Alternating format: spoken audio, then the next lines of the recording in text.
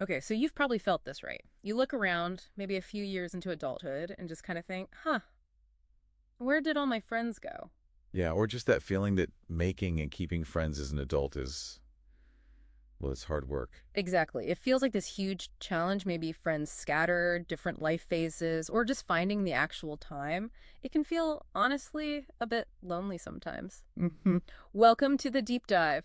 Today, we're going to get into this. We're looking at a framework called the let them theory to help navigate this whole adult friendship thing. Right. Like Mel Robbins said, the more you let people be who they are, the better your relationships will be. It's about understanding why things change. And then taking some control back, right? Right. Proactively building the connections you want.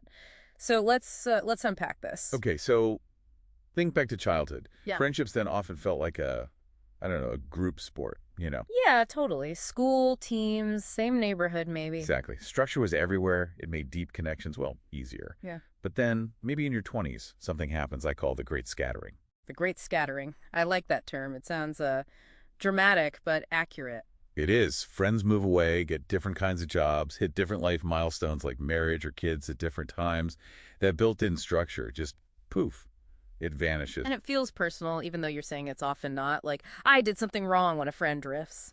That's the huge mental hurdle. Yeah. But the scattering, it isn't a one-off thing either. It keeps happening. New jobs, moving again, maybe divorce, kids leaving home. It's really crucial to get that this is usually situational. It's about logistics and life phases, not a personal rejection. Okay. So if it's not personal, what is it then? What's underneath that shift?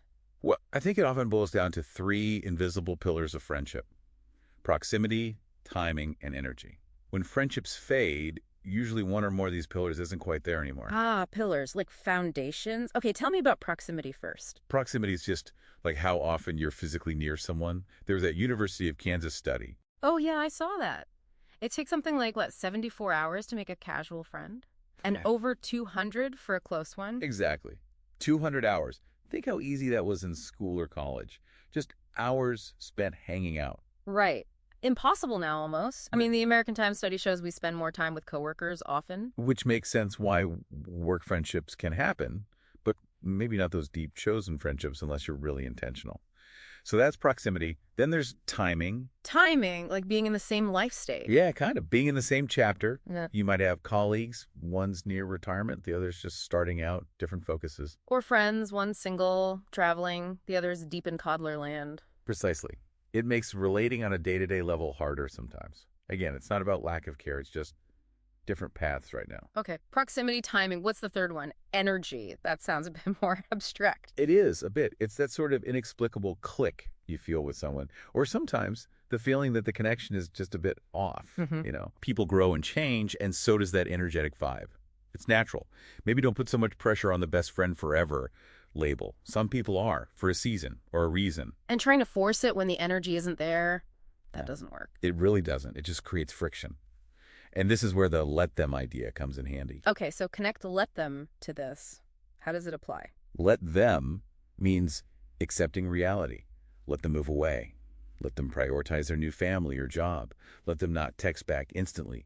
Let them not include you in everything. Ooh, that sounds hard, but also freeing. It is freeing. Yeah. Helps you let go of expectations that cause hurt.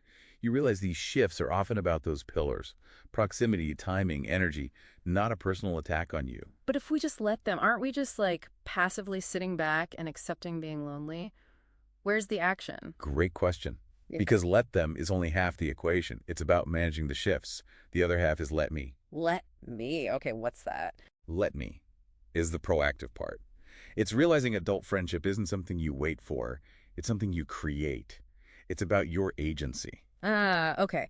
I actually went through this when I moved cities a while back. I felt super lonely, like profoundly, until I decided, okay, I need to give it a year, but also I need to actively go first. Yes, that's it exactly. That shift from waiting to initiating. It felt awkward at first, I won't lie, like knocking on a neighbor's door just to say hi. But those small, sometimes awkward moments, they matter. Making those weak ties, like chatting with Kevin the barista or Gregory at the bookstore or Jordan you see walking their dog, it starts with just being curious, maybe a compliment, saying hello. Building a kind of social scaffolding, you called it. Yeah, exactly. Little connections that hold things up. Yeah. So the action step here for you listening is embracing going first. So practically, what does going first look like day to day? Compliment someone genuinely. Ask a curious question, what are you reading? Or, that coffee looks good, what is it? Just smile and say hello more often. Crucially, do it without expecting some huge outcome every time. Like planting little seeds, some might sprout. Exactly. And if you want to speed things up, look for groups. Things you're actually interested in. CrossFit, a cooking class, hiking club, whatever. Find your people through shared interests. Right. And then, importantly, take the initiative outside the group. Invite someone for coffee after class, or organize a walk. Maybe start your own group like you did with your walking group. Yeah, that actually works surprisingly well. See? You have the power to weave these threads. Okay, so let's kind of wrap this deep dive up. The big message is stop just expecting friendships to fall into your lap as an adult. Right. Understand the dynamics, proximity, timing, energy, know why things shift. Embrace let them for that flexibility, that emotional release when things change or people drift. Realize it's often not about you. But crucially, activate let me. Go first. Be the initiator. Create the connections you want. It puts the power back in your hands. Absolutely. And here's something to think about. Your next favorite friend, your real people, they could honestly be right around the corner. Like maybe sitting 2 tables away from you in this coffee shop right now. Or in that class you're thinking about signing up for. The potential connection is there. It's truly never too late to make amazing friends. All you have to do is go first. So maybe ask yourself, what small go first moment could you create today?